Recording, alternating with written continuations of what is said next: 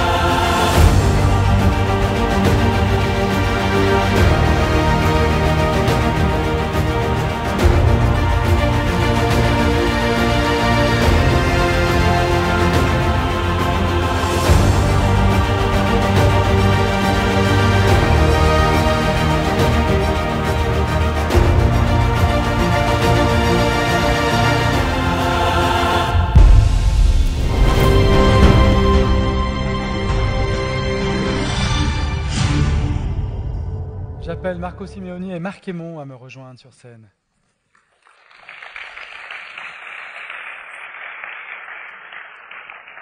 Bonjour. La belle histoire, c'est que finalement, l'an dernier, nous avions Marc Aymon, musicien, qui nous avait fait une performance ici, peut-être vous vous en souvenez pour ceux qui étaient parmi nous. Et l'équipe de Restaurateurs a découvert Marc et s'est dit, tiens, il y a peut-être quelque chose à faire ensemble. Et la rencontre est née comme ça, et c'est comme ça aussi qu'on conçoit ce que c'est que d'être un média, c'est de vous réunir, que vous fassiez des choses ensemble, des opérations, que vous aviez des initiatives à prendre ensemble, comme nous allons faire cet après-midi. Alors, Restaurateurs, comme vous avez pu le voir dans la petite vidéo, c'est une fondation qui se bat contre les déchets plastiques. En grande majorité, dans nos pays.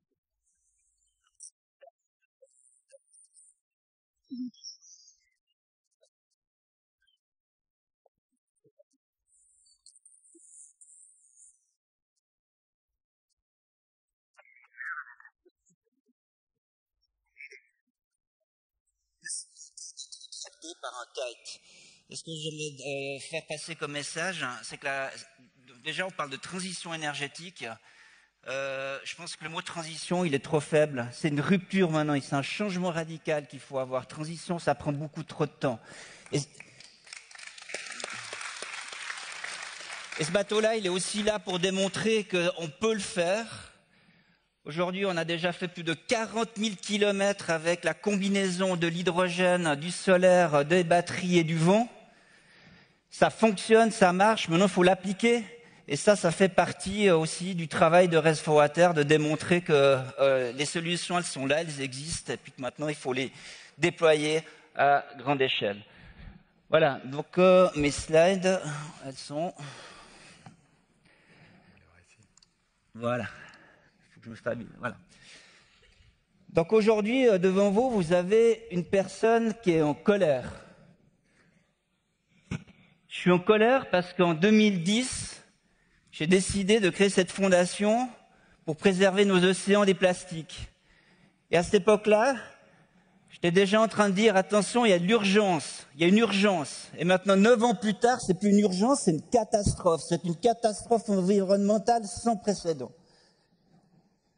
Donc je suis en colère parce que ça ne bouge pas. Vous voyez le graphique devant vous, ça c'est la courbe de croissance de la production des plastiques sur les prochaines années.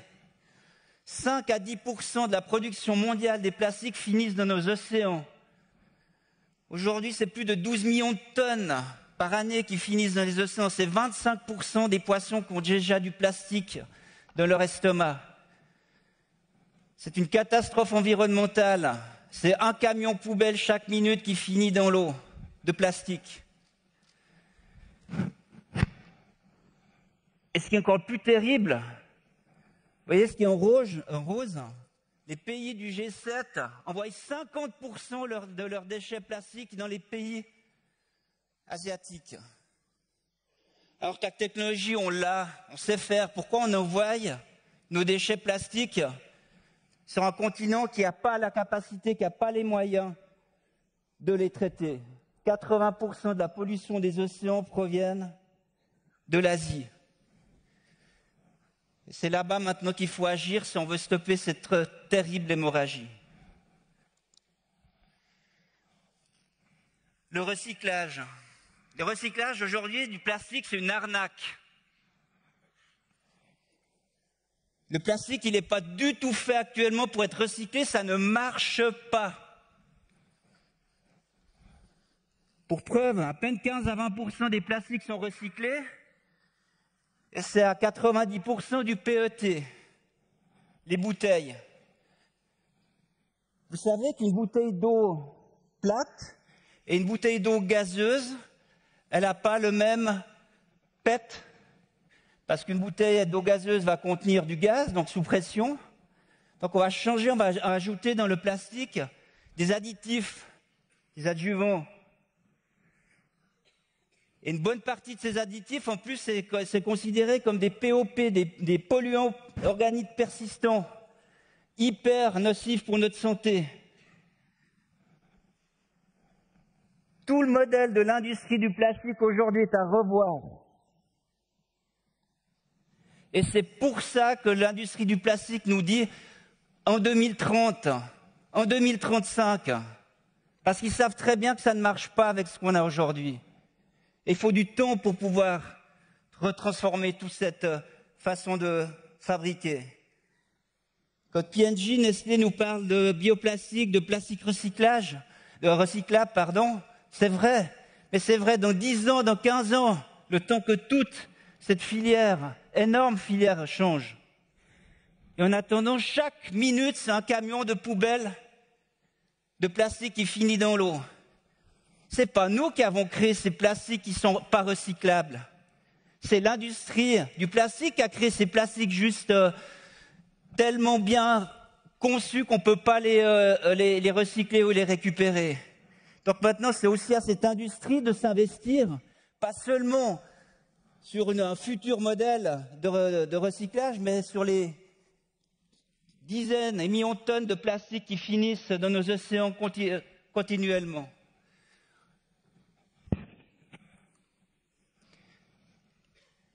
Un rapport est sorti récemment sur le coût économique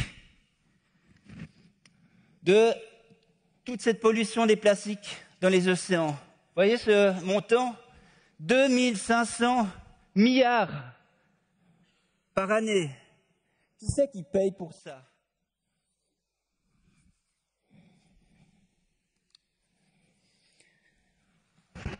Je vais profiter d'enlever ma veste parce que j'ai un message quand même important à faire.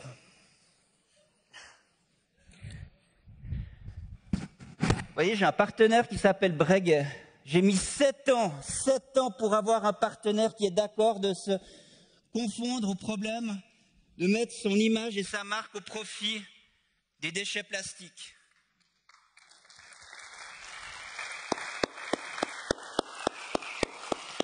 Aujourd'hui, Resforater n'a pas un franc de soutien de la part de l'industrie du plastique. Et les marques qui sont là, c'est les marques qu'on retrouve dans l'eau. Les 3 premières, c'est presque 14% de la pollution aujourd'hui mondiale des océans par les plastiques. On a besoin de l'implication de ces marques-là pour changer pas seulement les plastiques de demain, mais pour stopper l'hémorragie d'aujourd'hui.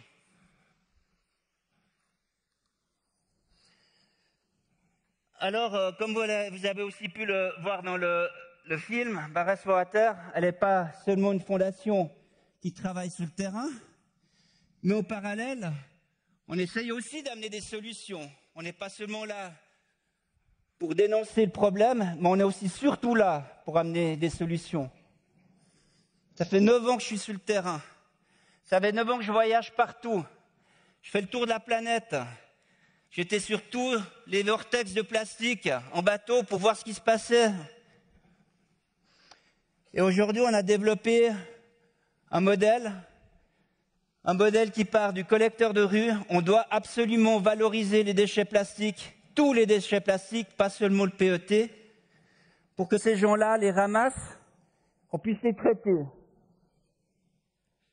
La grande majorité, comme je disais tout à l'heure, des déchets plastiques viennent de où? Viennent des pays à faible revenu. Ils ont d'autres priorités, ils ont la priorité de manger, boire, dormir. Donc quand vous leur parlez d'éducation, c'est compliqué. Par contre, si vous leur dites, voilà, moi je vous donne 20 centimes par kilo de plastique que vous allez me ramasser dans la rue, je vous assure que ça les motive. On en a fait l'expérience. Le problème, c'est qu'une fois qu'on a ramassé, qu'on les a payés, faut arriver à valoriser ce plastique. Aujourd'hui, on n'arrive pas à le valoriser avec le recyclage, malheureusement. Par contre, je suis convaincu qu'on y arrivera d'ici 10 à 15 ans. Mais en attendant, il faut faire quoi? Le plastique, il est fabriqué à base de pétrole. Il est très kilocalorifique. Donc, nous, on le propose de le transformer en électricité. Et avec cette unité-là, on peut transformer tous les plastiques. Même les plastiques qu'on appelle les plastiques multimatériaux, qui est aussi quelque chose de terrible. C'est-à-dire que c'est du plastique dans lequel on rajoute de l'aluminium ou d'autres types de matériaux. Avec cette machine, on peut traiter les plastiques sales.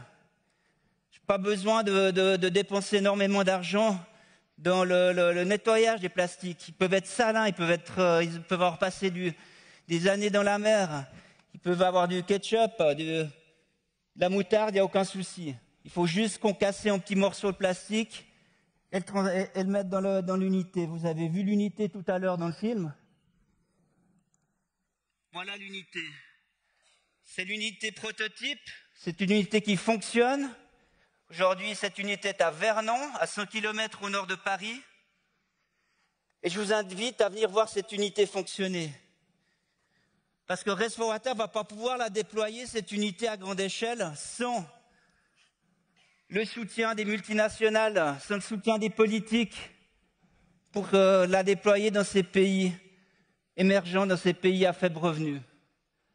Cette machine, c'est l'entrée de gamme en termes de capacité. Elle arrive quand même à traiter une capacité de 1500 tonnes de plastique par année. Ça correspond au plastique généré d'une population de 50 000 à 100 000 personnes. On est en train de développer un autre modèle qui va avoir 3 fois cette capacité. Cette machine, on l'a réfléchie en conteneur. On peut très rapidement la déployer, on peut très rapidement la mettre en place. C'est comme des Legos. En moins de 4 à 6 semaines, elle est opérationnelle sur place. Aujourd'hui, la Fondation Resforater est active sur 3 projets. Un projet en République dominicaine, dans un endroit avec des favelas. Tous les déchets partent à la rivière. Ces gens-là, on pourrait leur fournir toute l'électricité de la favela avec la transformation des plastiques en énergie. Malheureusement, ils n'ont pas la capacité, les moyens financiers d'acquérir ce type d'unité. On est au Pérou aussi, à Iquitos. Iquitos, c'est à l'origine du fleuve de l'Amazone. 400 000 habitants qui envoient tous leurs déchets dans le fleuve de l'Amazone. Et pourquoi? Parce qu'ils n'ont absolument rien pour traiter, gérer leurs déchets localement. Ils gagnent 3-4 euros par jour. C'est le salaire moyen sur place. Je me suis amusé à faire un exercice avec des collecteurs de rue. Je leur ai dit, je vous donne 20 centimes de dollars par kilo de plastique. À deux, ils m'ont ramené 120 kilos en une journée. Ils ont gagné 3 fois le salaire moyen local. Et l'île de Pâques. Effectivement, une rencontre magnifique l'année passée avec Marc Aymon, qui entre-temps est devenu ambassadeur de la Fondation Rest for Water. J'ai demandé, je lui ai dit, Marc, écoute, est-ce que ça te dirait de m'accompagner? C'est vrai que dans mon milieu, il y a plein de gens qui disent toujours plein de choses. Ça te dirait que, mais avec Marco, c'était directement très direct, quoi. C'est, tu veux devenir ambassadeur? Viens voir ce qui se passe sur le terrain. Et là, je me retrouve 2 mois après le Forum des 100, on peut passer, à aller sur l'île de Pâques, cette île mythique que j'ai connue grâce à Corto Maltese, Hugo Pratt, à 3600 km de la côte chilienne, donc l'île la plus isolée du monde, 8000 habitants, 120 000 touristes, ils essaient de descendre à un peu moins de 100 000 maintenant. Et puis, on le voit sur le slide suivant, j'arrive 4 jours avant l'arrivée du navire, et Marco me fait visiter, visite un peu touristique, archéologique. Je me retrouve face à ces moailles incroyables, il y en a environ 800 sur cette île. Les plus grands font 80 tonnes. On voit ces moailles incroyables en tuf volcanique. Et quand on s'éloigne un peu de ces moailles et qu'on s'approche de l'eau, on le voit sur le slide suivant, on voit des déchets plastiques partout, concassés, qui arrivent de la quatrième, 2 ans de voyage pour arriver se déverser sur cette île. 50 tonnes de déchets plastiques par année qui sont déversés. Je me souviens que je me baladais sur la plage et je me disais, ah, c'est joli, ces petits coquillages de couleur. Et en fait, c'était des déchets plastiques, microplastiques, nanoplastiques. Et j'étais absolument effaré, Moi, je suis parti en me disant, c'est cool, je vais pouvoir faire de la musique avec des musiciens Rapanui. J'en ai fait, bien sûr, mais je me suis pris une vérité en pleine tranche. La vérité sur le slide suivant aussi, qui est celle de ces 800 tonnes de déchets plastiques qui sont non traités et qui se retrouvent déposés dans les dépotoirs municipaux. Donc j'ai fait le tour de l'île à vélo, on avait organisé des beach cleaning, et tout à coup on voit ces déchets qui polluent les nappes phréatiques, qui sont renvoyés dans les eaux. J'ai vu une tortue manger des déchets plastiques devant moi. Je discutais avec des pêcheurs qui m'expliquent que dans les estomacs dorades, il y a des déchets plastiques. J'ai vu encore récemment, Marco, tu m'as envoyé cette vidéo incroyable. On voit une femme qui essaie de faire vomir des oisillons parce que leur mère leur a apporté du plastique à manger. Enfin, c'est catastrophique. C'est catastrophique. Donc, voilà,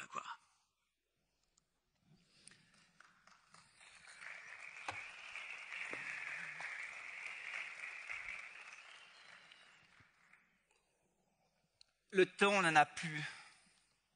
Il faut avancer tout de suite. Il faut agir maintenant. Nous avons une solution pragmatique qui peut stopper l'hémorragie des plastiques le temps que les industriels du plastique trouvent des solutions. Nous avons besoin de votre soutien. Je vous regarde. Et j'espère qu'on peut se retrouver prochainement pour discuter plus en détail de cette technologie, de cette approche. Et je vous remercie infiniment pour votre écoute. Merci.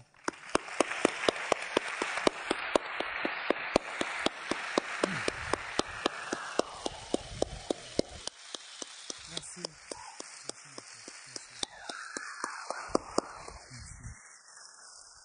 Merci à Edo, l'artiste, l'entrepreneur.